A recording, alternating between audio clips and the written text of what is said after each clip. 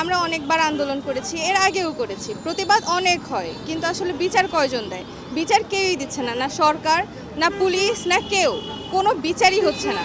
বাংলাদেশের বিচার ব্যবস্থা এত নিম্নমানের যে রানী কোথাও সেফ না, তারা কোথাও সেফ ফিল করতে পারতেছে না, রাস্তায়, অটোতে, চলন্ত বাসে, সিএনজিতে, বরং তাদের স্কুল কলেজ, একটা ছোট বাচ্চা যার বয়স 4 বছর, 8 বছর, 6 বছর, তারাও সেফ না।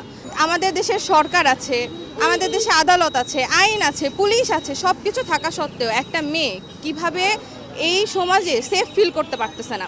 আমরা ফেসবুকে ঢুকলেই দেখি ধর্ষণ, খুন, কেন মেয়েদের সাথেই কেন হচ্ছে, নারীদের সাথেই কেন হচ্ছে? এটার বিচার যদি আমরা জনসম্মুখে একবার করি, যদি এই ধর্ষণ যারা করছে, ধর্ষকদের যদি আমরা জনসম্মুখে একবার বিচার করে সরকার, তাহলে কি অন্যান্য যে ধর্ষক আছে তারা কি একটু হলেও তাদের ভয় হবে না, ভীতি সৃষ্টি হবে না? যখন তাদের ভীতি সৃষ্টি হবে, তখন কিন্তু তারা যখন ধর্ষণ করবে তার আগেও তাদের মনে হবে যে এই বিচারটা হয়েছিল।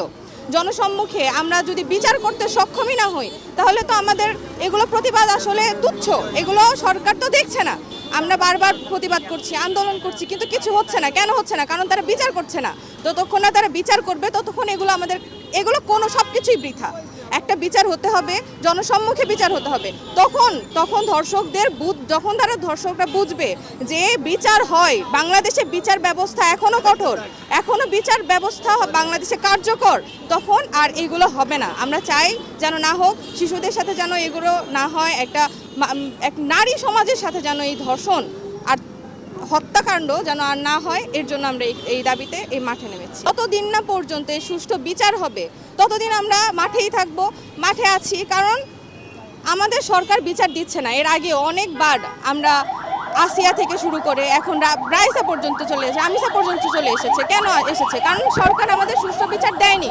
না আগের সরকার দিয়েছে, না মধ্যবর্তী সরকার দিয়েছে, না এখন দিচ্ছে।